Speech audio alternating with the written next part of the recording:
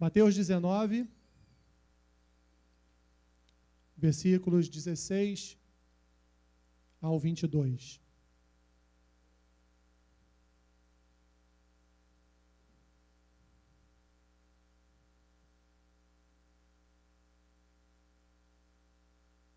Amém?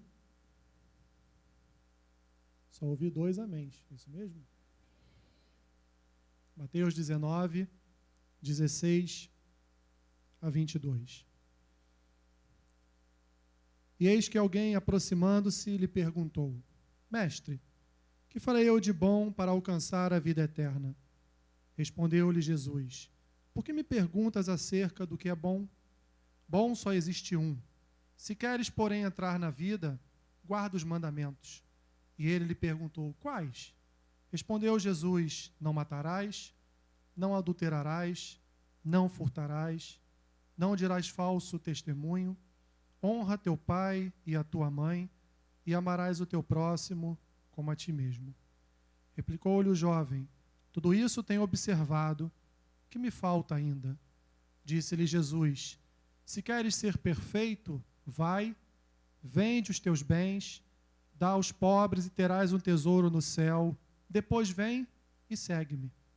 Tendo, porém, o jovem ouvido esta palavra, retirou-se triste por ser dono de muitas propriedades. Até aqui. Senhor, graças nós te damos, ó Pai, pelas tuas sagradas escrituras, que são palavras que edificam as nossas vidas, edificam os nossos corações e nos ensinam o caminho à verdadeira conversão. Que essa noite, Senhor, não seja uma noite de conversão, mas seja uma noite, Senhor, de transformação na vida de alguns jovens, porque eu creio que todos que estão aqui já são convertidos. Mas ainda precisamos, ainda carecemos de algumas mudanças em nossas vidas. Não para nos convertermos, mas para alcançarmos um galardão maior ou melhor, como diz as tuas escrituras. Pai, abençoe a vida de cada um. Que teu Espírito Santo tenha liberdade entre nós. Que ele fale aos nossos corações, Senhor, e que ele coloque sobre as nossas vidas a verdade das tuas escrituras. É o que nós te pedimos. Em nome de Jesus. Amém. Pode sentar, jovem.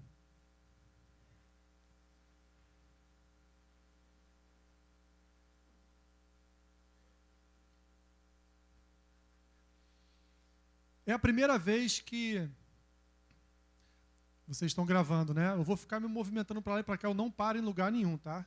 Eu sou assim. É a primeira vez que eu prego só para jovens. E vou ser sincero para vocês. Foi uma semana não tensa. Foi uma semana em que eu fiquei preocupado, principalmente com o tipo de palavra que eu iria trazer, porque eu não estou acostumado a pregar por temas. Não me acostumei a isso. Eu gosto de pegar um livro e expor aquele livro, como a gente sempre tem feito lá na Prata. Nós estamos, inclusive, expondo o livro de Tiago. Quem me acompanha aí no Face tem visto lá que de vez em quando eu coloco algumas postagens falando a respeito da exposição do livro da Epístola de Tiago. Já expomos lá a 1ª, 2ª João, já expomos o livro de Eclesiastes, que me causou tremenda dificuldade, mas expomos.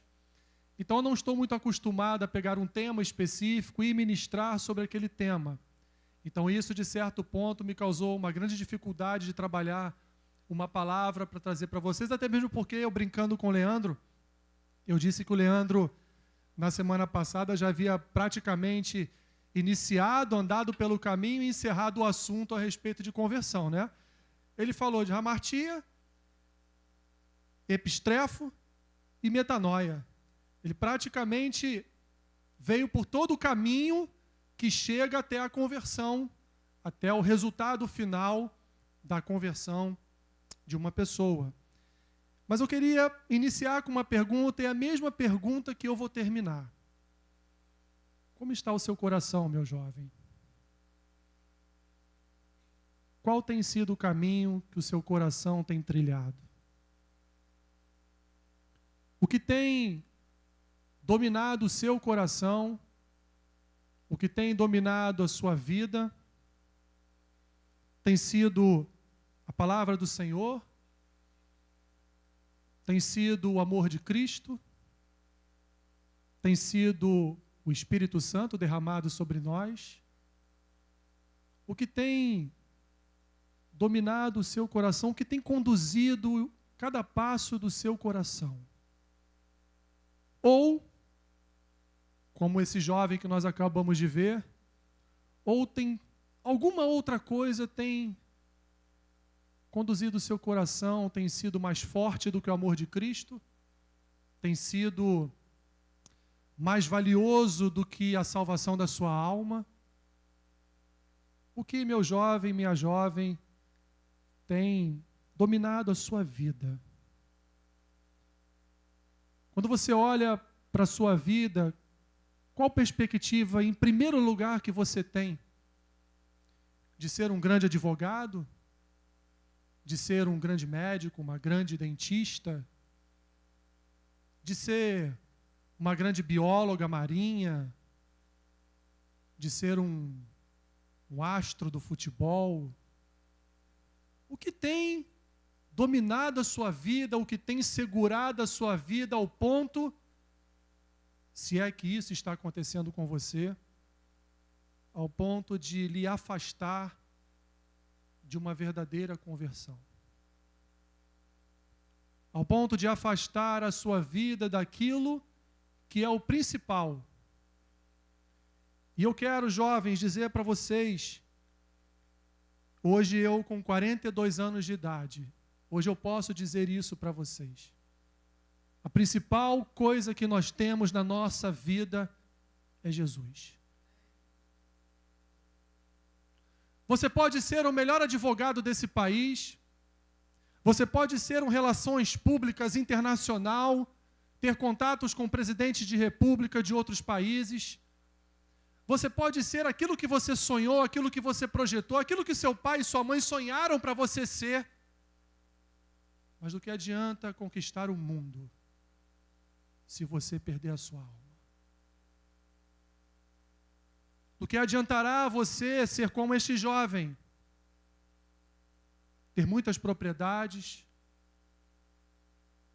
ter tudo do bom e do melhor, e não estou dizendo que isso é pecado, entenda o contexto que eu estou dizendo, se o primeiro lugar na sua vida não for com Cristo.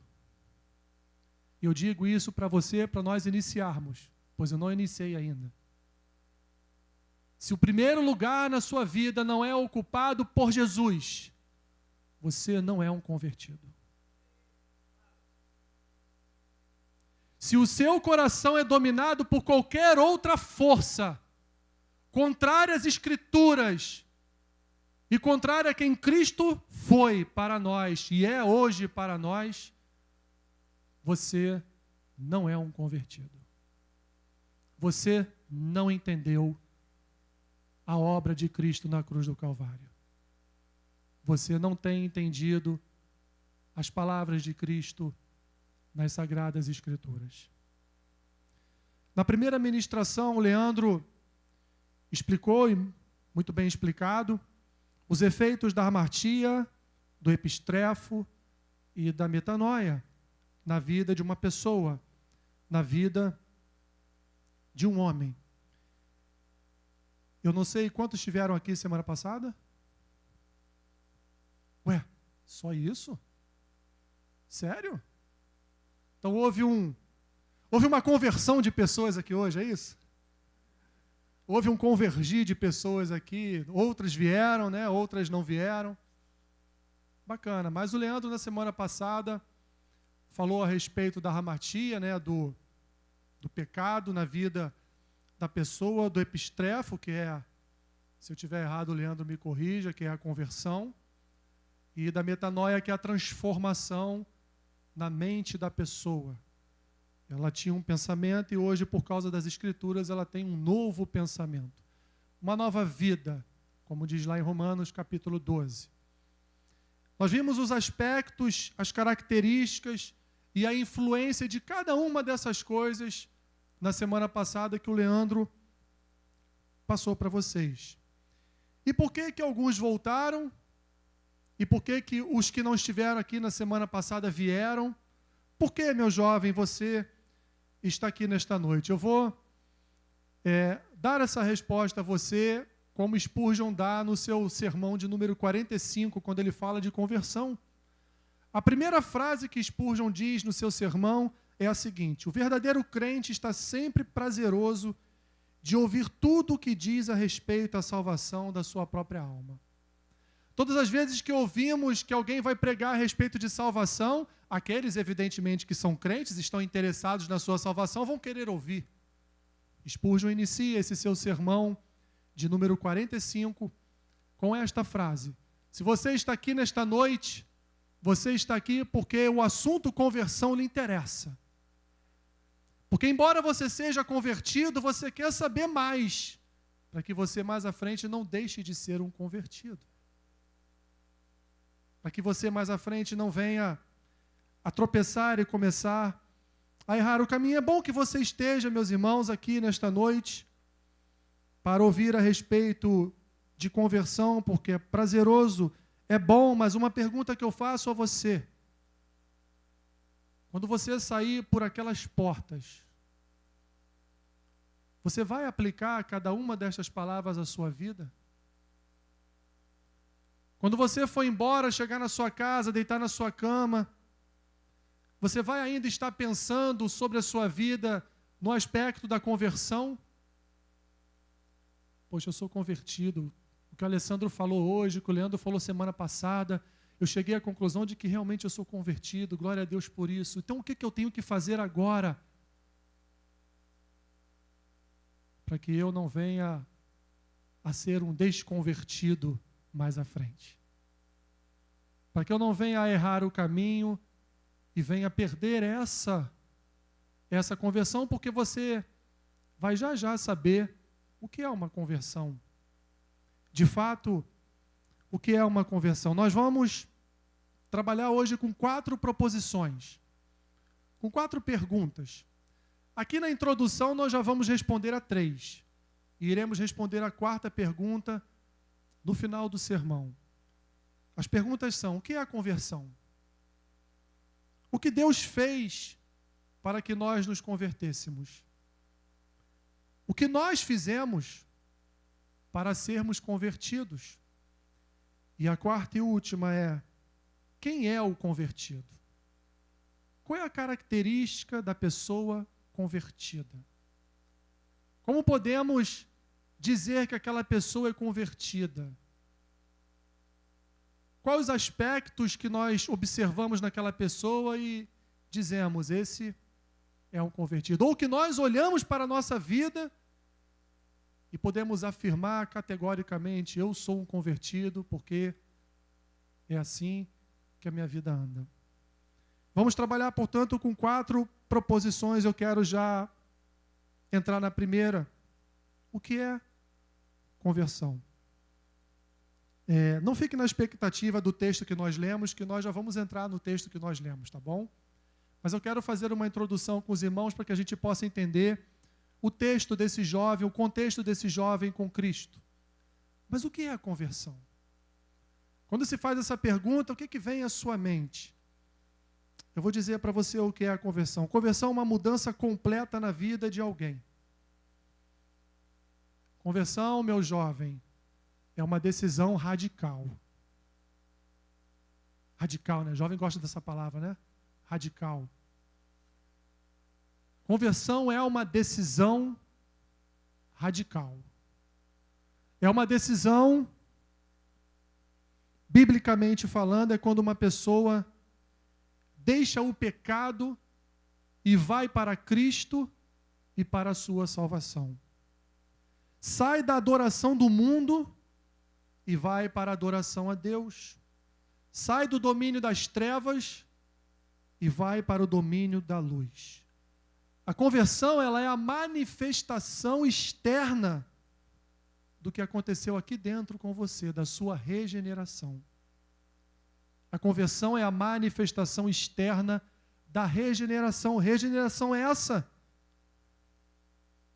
ocasionada pelo seu afastamento do pecado, por conta do arrependimento, e também pela aproximação de Deus por conta da fé. Uma pessoa regenerada é uma pessoa arrependida e que crê no Senhor Jesus. Regeneração, arrependimento, fé, até você chegar à mudança completa de vida, que é o que nós chamamos de conversão, que ela é manifesta. A conversão não é uma coisa interna. A conversão, todos veem que você é um convertido. As suas ações são ações de convertido. Tudo que você pensa, fala, todas as suas ações, elas são de uma pessoa que ama a palavra do Senhor, de uma pessoa arrependida pelos seus pecados e que ela agora tem fé em Cristo. Isso é uma pessoa convertida. Isso é a conversão. Mas para chegarmos à conversão, existem algumas coisas que acontecem antes. Por exemplo, vamos para a segunda proposição. O que Deus fez? O que Deus fez para que hoje fôssemos pessoas convertidas? O que Deus fez por nós? O que Ele nos entregou? O que Ele fez de bom, segundo o seu amor, a sua graça, a sua misericórdia, segundo a riqueza da sua benevolência, da sua bondade, segundo a sua santidade? O que Ele fez para que nós fôssemos convertidos? Eu quero aqui usar um pequeno trecho de uma carta que Calvino escreveu ao cardeal Sadoleto, em 1539, se eu não me engano. Um pequeno trecho, Calvino, ele resume todo o evangelho de Cristo. Olha o que ele diz a este cardeal. Uma vez que todos os seres humanos, aos olhos de Deus, são pecadores perdidos, sustentamos ser Cristo a única justiça, visto que por sua obediência Ele pagou as nossas transgressões, por seu sacrifício aplacou a ira divina, por seu sangue lavou os nossos pecados, por sua cruz tomou sobre si a nossa maldição e por sua morte fez expiação por nós. Asseveremos que desse modo o homem é reconciliado em Cristo com Deus Pai, não por mérito próprio, não pelo valor de suas obras, mas por misericórdia gratuita. Calvino faz um pequeno resumo de todo o evangelho de Cristo nesse pequeno trecho da sua carta a esse cardeal. Ou seja, Deus, meus irmãos, despertou em nós, pecadores, o se arrepender e o ter fé em Cristo. O Senhor despertou um dia no seu coração, quando você ouviu, em algum momento da sua vida, alguém pregando as Escrituras, o Espírito Santo despertou no seu coração que aquele caminho do qual aquele homem estava falando era o melhor caminho a você seguir. E ali você começa a se arrepender de toda a sua obra má e começa a crer naquela palavra que é proferida sobre a sua vida. Começa a ter fé na obra salvífica de Jesus Cristo. Mas não é só isso. Não é só. Se parasse por aí, poderíamos dizer que somos convertidos? Não. Não pararia por aí. Por quê? Porque há uma terceira proposição que eu quero encerrar com os irmãos essa pequena introdução. E nós? Diante do que Deus fez, o que nós fizemos? Nós fizemos algo e eu quero ler com vocês 3 textos na Bíblia. Não precisem abrir para ganharmos tempo. Eu vou fazer a remissão. Isaías disse assim: olhai para mim e sede salvos, vós todos os limites da terra, porque eu sou Deus e não há outro. Isaías 45, versículo 22.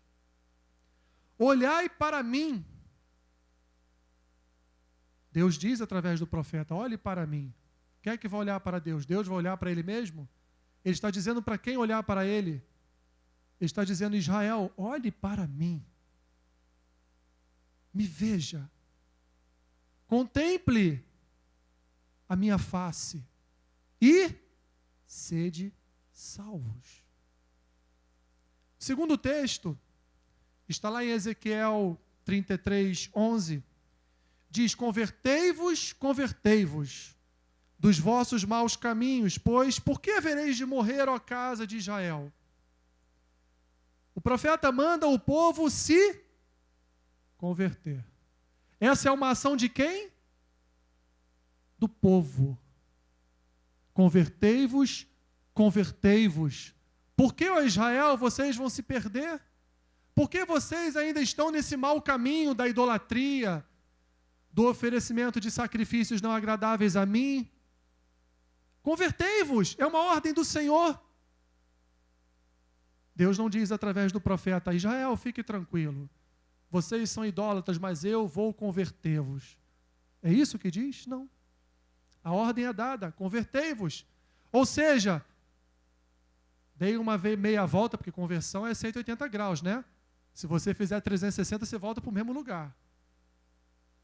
Israel, dá uma meia volta no seu caminho aí, por favor.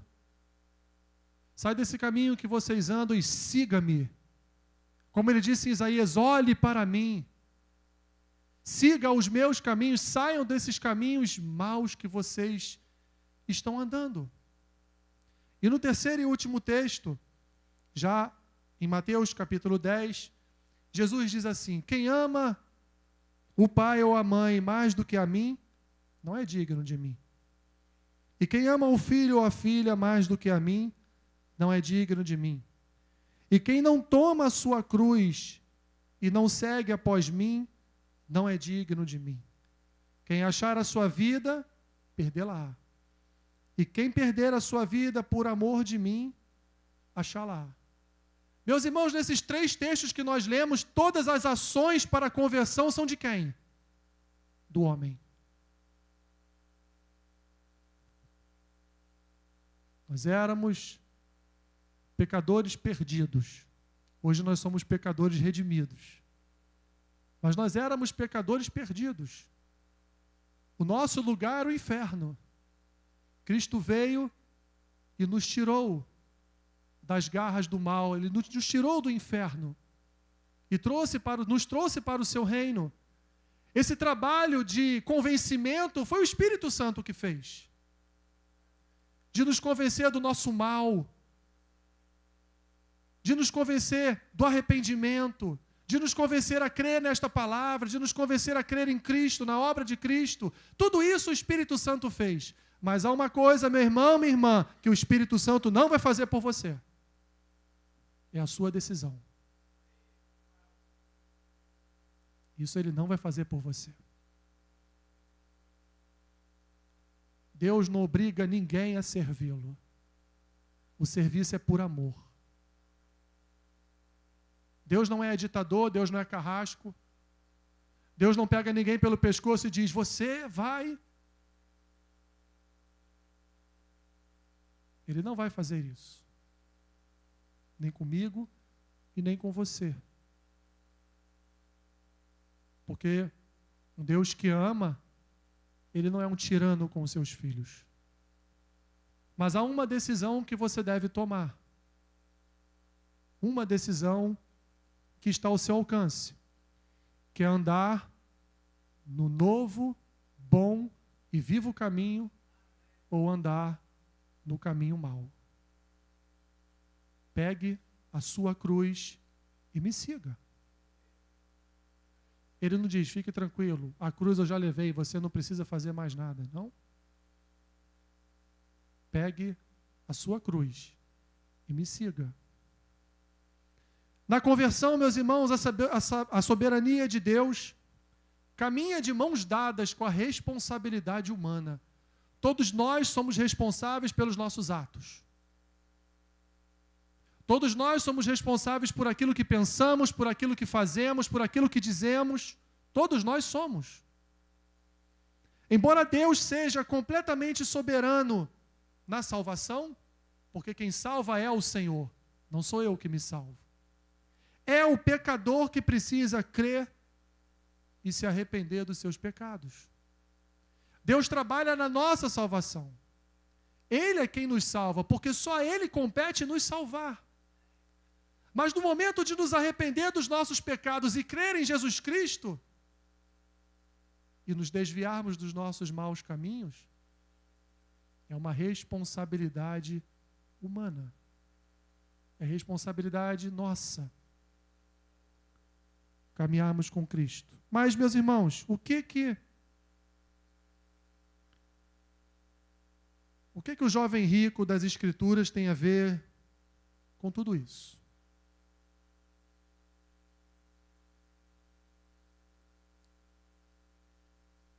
O que nós vemos nessa história, nesse diálogo entre o jovem rico e Cristo, que tem a ver com tudo isso, com essas 3 proposições que nós respondemos aqui, fizemos e respondemos nessa breve introdução. Uma das características dessa nossa era chamada de pós-modernidade, é a busca pela satisfação pessoal.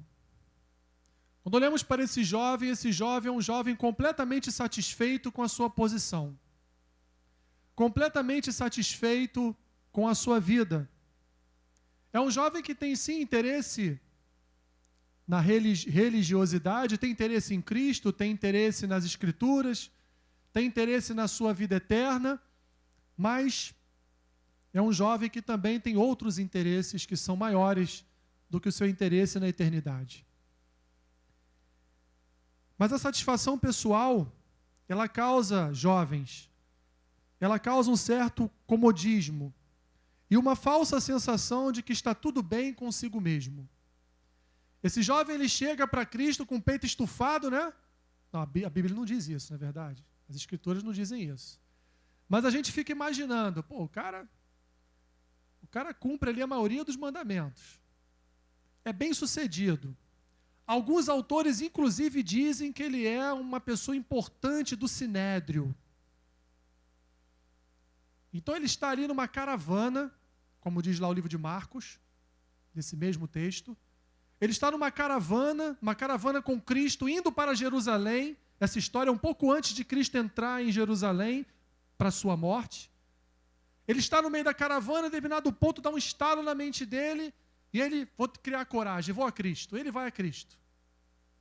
Quero fazer uma pergunta ao senhor, então faça. O que eu posso fazer de bom para ganhar a eternidade? O que eu posso fazer para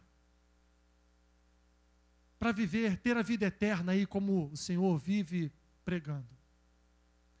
Jesus já olha para ele, já pensando lá na última pergunta.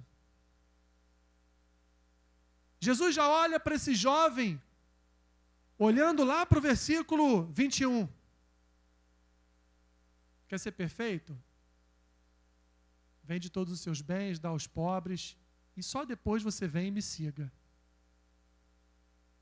Jesus já está lá na frente, porque Jesus já quando esse jovem fez essa pergunta, Jesus já viu qual era a intenção do coração desse jovem. Jesus já conhecia a intenção desse coração, mas eu quero voltar um pouco.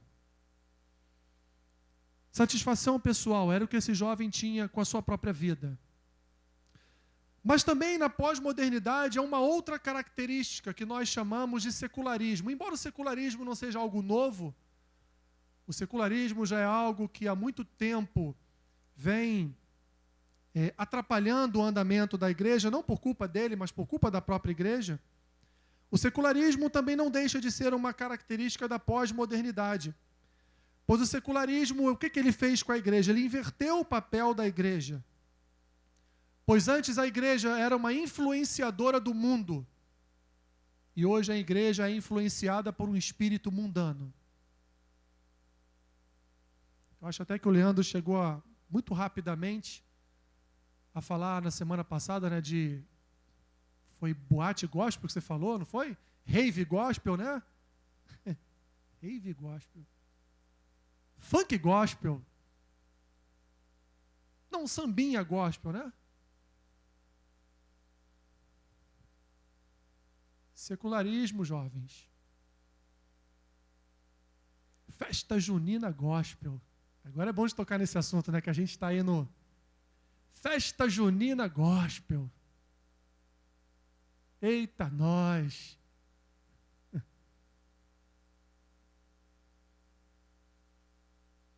Tem nada a ver, né?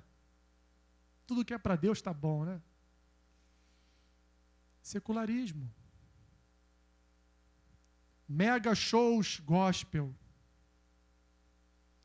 Aliás, parece que os mega shows acabaram, né? Passou assim como um sopro, né? Parece que os famosos deram uma...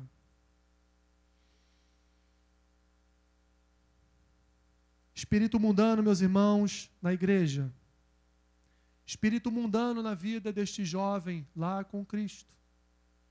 Satisfação, desejo por coisas que não é a prioridade nas nossas vidas. Por exemplo, onde está o espírito de dois jovens morávios de 20 anos de idade, que saíram de uma cidade alemã chamada Hernhurt, onde era o berço das missões na Europa, no mundo praticamente, uma cidade praticamente fundada por um conde chamado Conde Zinzendorf.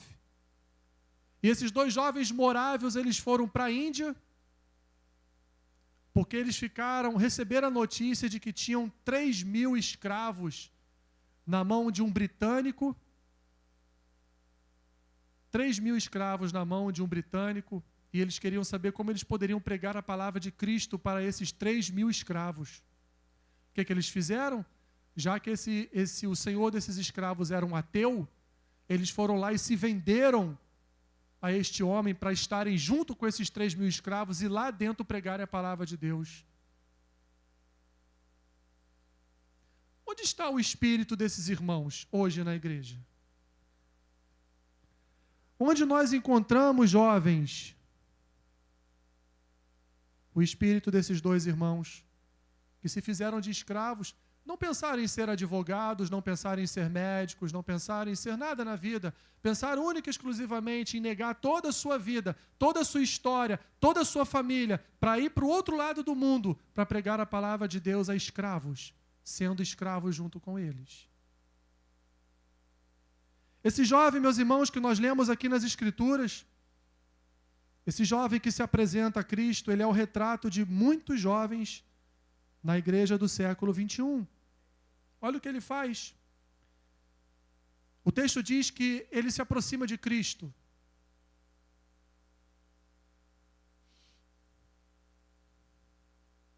É a característica de um jovem da igreja, ele se aproximou de Cristo também.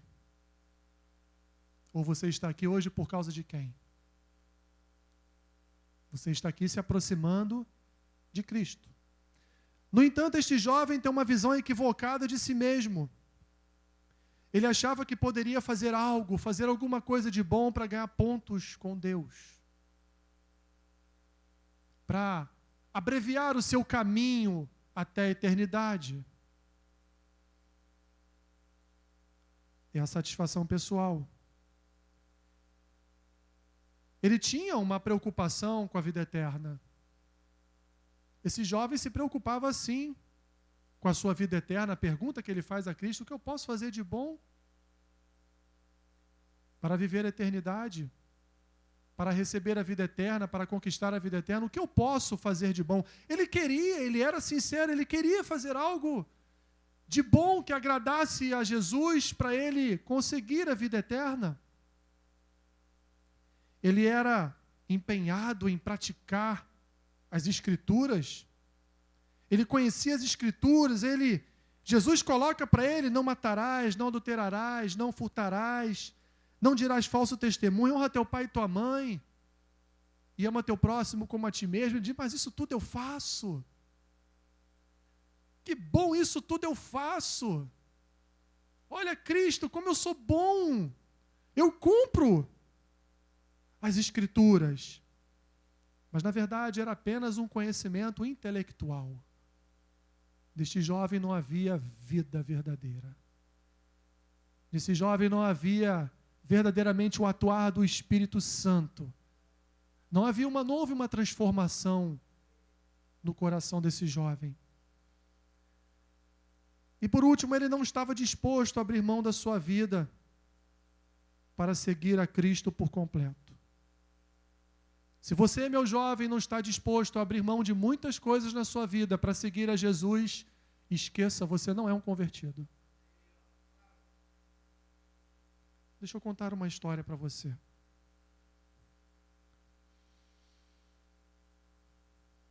Eu não gosto muito de falar sobre a minha vida pessoal, mas como testemunho. Eu fiz durante 4 anos um curso no centro do Rio, todo sábado de manhã e à tarde. Eu chegava às 8 horas e saía às 5, porque eu tinha um sonho na minha vida. Eu tinha um sonho. Durante esses 4 anos eu deixei de brincar, de acompanhar, de estar junto com o crescimento do meu filho. Todos os sábados desses 4 anos, tirando as férias, eu estava nesse curso regularmente. Estudando. Durante esses 4 anos, o concurso que eu queria fazer não abriu. Ele abria todos os anos. Nesses 4 anos que eu fiz, ele não abriu.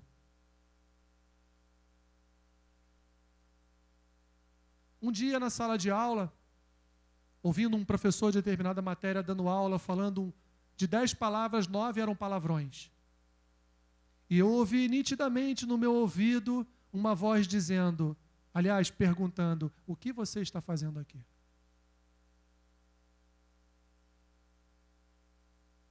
E eu continuei ali assistindo a aula. E eu ouvi novamente, o que você está fazendo aqui? E eu continuei assistindo a aula. E aquela voz agora, ela não falou só aos meus ouvidos, ela começou a falar aqui dentro de mim, dizendo, o que você está fazendo aqui? E eu, muito incomodado, eu continuei ali assistindo a aula, e essa voz falou para mim assim no meu coração, eu quero você fora daqui.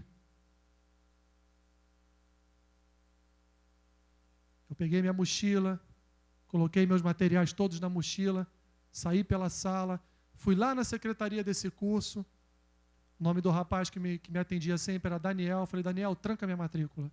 Hã? Que isso, rapaz? Está maluco? Tranca minha matrícula.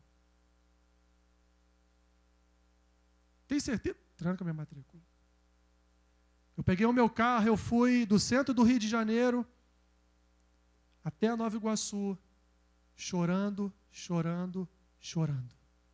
Como eu vou chegar em casa 4 anos depois e dizer para minha esposa que aquilo que eu queria, Deus não quer para mim? Que aquilo que desde que eu saí da faculdade eu dizia que eu vou ser. E agora Deus diz para mim, você não vai ser. Porque eu não quero. 4 anos, meus irmãos, estudando. 4 anos perdendo o crescimento do meu filho. 4 anos de sonho acumulado, de projetos feitos na mente. Para um dia, dentro de uma sala de aula, eu ouvir nitidamente, saia daqui. Aqui não é o seu lugar.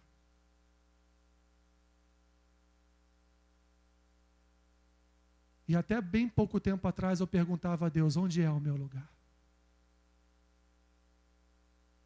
O Senhor falou que ali não era o meu lugar, mas o Senhor também nunca me disse onde era o meu lugar. Eu nunca passei fome. Eu nunca deixei de viver uma vida muito boa graças a Ele. Eu tenho minha profissão. Eu sou funcionário público. A minha profissão é advogado, eu sou advogado. Deus nunca permitiu faltar nada na minha vida. Nada na vida da minha família. Mas Deus não permitiu que eu vivesse o meu sonho. Porque o sonho, meu irmão, era meu. Não era o dele para mim. O que Jesus fez com esse jovem? Jesus submeteu esse jovem a um teste. Então você quer fazer algo para herdar a vida eterna? Muito bem. Eu vou começar a lhe dar alguns conselhos, mas primeiro eu vou colocar você no seu lugar. Fazer algo de bom, meu querido, bom só existe um, Deus. Em Lucas e Marcos você vai ver que esse jovem, ele inicia ao contrário a sua frase, ele inicia bom mestre. Mas mesmo em Lucas e Marcos, Cristo diz para ele, bom só existe um, que é Deus. Então Jesus primeiro coloca ele no seu lugar. Não, você não é bom. Aliás, não tem nada de bom em você. Em segundo, Jesus revela a ele a importância de se conhecer e praticar as Escrituras. Jesus diz a ele o quê? Versículo 17, lá na segunda parte: se queres, porém, entrar na vida eterna, guarda os mandamentos. E o jovem pergunta: quais? Quais que o Senhor quer que eu guarde? E Jesus diz uma lista de mandamentos. O jovem diz: mas todos esses eu guardo. Não só guardo, mas também pratico. Mas agora Jesus vai dar o checkmate nele. Agora Jesus vai definitivamente sondar aquilo que não era de Deus, que era o coração dele. Por último, então, Jesus ataca o ídolo do seu coração. Esse jovem foi pesado na balança e achado em falta. Esse jovem tinha um ídolo afogado no seu coração. Havia algo que ele amava muito mais do que a sua salvação, eram os seus bens, era a sua vida, era a sua riqueza, as suas propriedades. Ele amava mais isso do que a sua própria salvação. Ele amava mais isso do que a vida eterna. Que ele lá no início do texto perguntou: como eu herdarei a vida eterna? O que eu posso fazer de bom? E no final Jesus mostra a ele: filho, quer ser perfeito? Quer entrar na eternidade? Simples. Negue-se. Negue-se. Negue toda a tua vida e me siga. E foi o que o jovem fez, não foi? Não. Jesus deixou por último, indiretamente, o primeiro mandamento. Jesus fala vários mandamentos sociais, né? Honrar teu pai e tua mãe, não furtar, não adulterar, amar o teu próximo como a ti mesmo. Mas Jesus deixa de fora exatamente um mandamento, que é: amarás o Senhor teu Deus de todo o teu coração, de toda a tua alma e de todo o teu entendimento. Jesus termina o diálogo com esse jovem, não citando esse mandamento, mas indiretamente dizendo para ele: quer ter a vida eterna? Você tem que me amar de todo o teu coração, de toda a tua alma, com todo o teu entendimento, ao ponto de, se eu disser para você que o seu sonho não é o meu sonho, você vai deixar o seu sonho de lado. Se eu disser para você que o seu projeto não é o meu projeto, você vai deixar o seu projeto de lado. Ah, Deus, vou comprar um terreninho ali, Deus, para casar. Casar, Jeremias? Casar, Jeremias? O que você falou, Jeremias? Você quer casar? Você está casado comigo. Você não vai ter família. Você não vai casar. Dura palavra. Mas Jeremias foi lá e comprou o terreno? Ai dele. Ai dele. Vemos neste enredo, jovens, terminando, a imagem de um jovem bem-sucedido, de um jovem que tinha interesse por Jesus, de um jovem que conhecia as Escrituras, ainda que de forma somente intelectual, um jovem que queria ser salvo, mas um jovem que não era convertido. Um jovem que no final do seu diálogo com Cristo chegou à conclusão de que faltava algo, e algo muito além da expectativa dele para que ele fosse um convertido. Nem sempre aquele que quer ser salvo encontrará a salvação. Ele queria ser salvo, mas ele queria ser salvo do jeito dele, não do jeito de Deus. A principal marca do convertido, meus jovens, é despir-se de si mesmo e fazer e seguir a vontade de Cristo. Essa é a principal marca do convertido. É ele viver Cristo intensamente na sua vida. É ele viver Cristo acima da sua profissão, acima da sua família, acima dos seus professores, acima de ideologias, acima de tudo nesta vida, porque tudo aqui vai passar. Tudo aqui vai passar.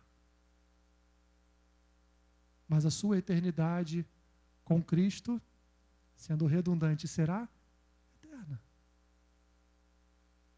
O convertido, ele morre para as suas vontades, ele morre para os seus sonhos, ele morre para os seus projetos, porque ele se alegra com a vontade e o caminho que Deus traça para a sua vida. Último texto que eu vou ler, um determinado apóstolo disse assim: se alguém pensa que tem razões para confiar na carne, eu ainda mais. Vocês vão identificar quem é esse apóstolo. Circuncidado no 8º dia de vida, pertencente ao povo de Israel, à tribo de Benjamim, verdadeiro hebreu quanto à lei fariseu, quanto ao zelo perseguidor da igreja, quanto à justiça que há na lei, irrepreensível. Mas o que para mim era lucro, passei a considerar perda por causa de Cristo. Mais do que isso, considero tudo como perda, comparado com a suprema grandeza do conhecimento de Cristo Jesus. Meu Senhor, por cuja causa perdi todas as coisas, eu as considero como esterco, para poder ganhar a Cristo e ser encontrado nele, não tendo a minha própria justiça que procede da lei, mas a que vem mediante a fé em Cristo, a justiça que procede de Deus e se baseia na fé. Considero como esterco, ou como dizem em outras traduções, refúgio, todas as coisas. Tudo aquilo que me esconde de Cristo, tudo aquilo que me separa de Cristo, tudo aquilo que não é projeto de Cristo para mim, tudo isso eu considero como esterco. Tudo isso eu considero como nada. A tristeza do jovem rico, no versículo 22, quando ele vai embora triste, é o resultado de um coração não convertido. Responderemos então à última pergunta, à última proposição. Quem é o convertido? Quem é o homem ou a mulher convertido de verdade? O convertido é aquele que sabe que a sua salvação não foi por merecimento, mas foi pela graça de Deus. Ele sabe que no que pertine à sua salvação, ele não pode fazer absolutamente nada. Convertido é aquele que aplica as Escrituras na sua vida. Ele não tem só um conhecimento intelectual das Escrituras. Ele não só conhece os textos, mas ele aplica cada um deles na sua vida. O convertido é aquele que tem prazer em imitar a Cristo. Ele ama imitar o seu Senhor e o tem como modelo para a sua vida. Ele não tem como modelo pastores, ele não tem como modelo professores universitários, ele não tem como modelo presidente de república, ele tem como modelo para a vida dele Cristo.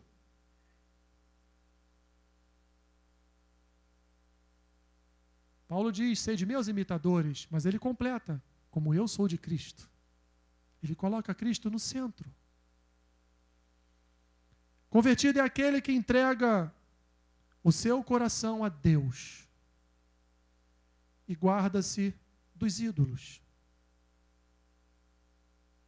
Lembram da primeira pergunta que eu fiz a vocês no início? Eu disse que eu repetiria ela. No que está o seu coração, jovem? Onde estão depositadas as expectativas do seu coração? É no grande profissional que você será no futuro?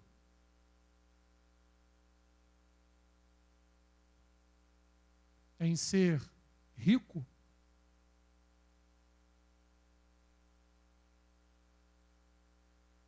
Os rapazes aí em poder ter no futuro uma Ferrari, uma Lamborghini, uma Mercedes, uma lancha para passear todos os finais de semana?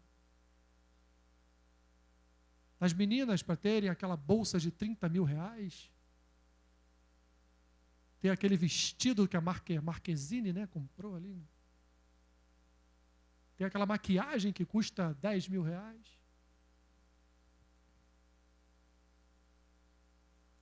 Eu estou brincando, jovens, para dizer para vocês o que domina o coração de vocês. O que domina em primeiro lugar o coração de vocês. O que tem conduzido o coração de vocês. Estudo, profissão, tudo isso é importante.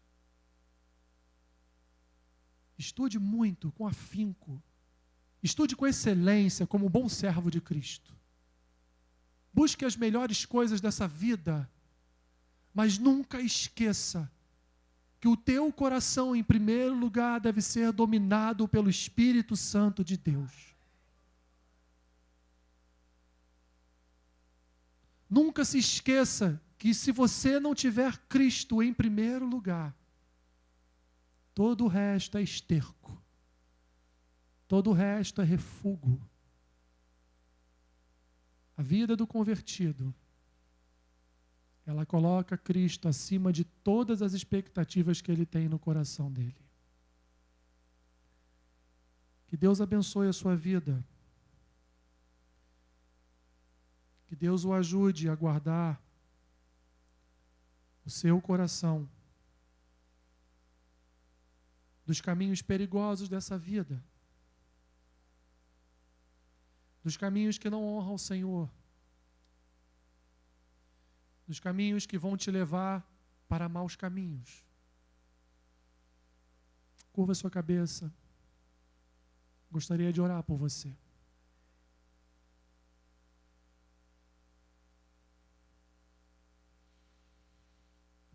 Pai, louvamos o teu nome. Como diz Jesus em João 15, nada podemos fazer sem ele. Porque somos ramos da videira eterna, da videira santa, da videira em que não há mal algum, da videira em que não há pecado. Somos frutos, Senhor, da tua obra naquela cruz.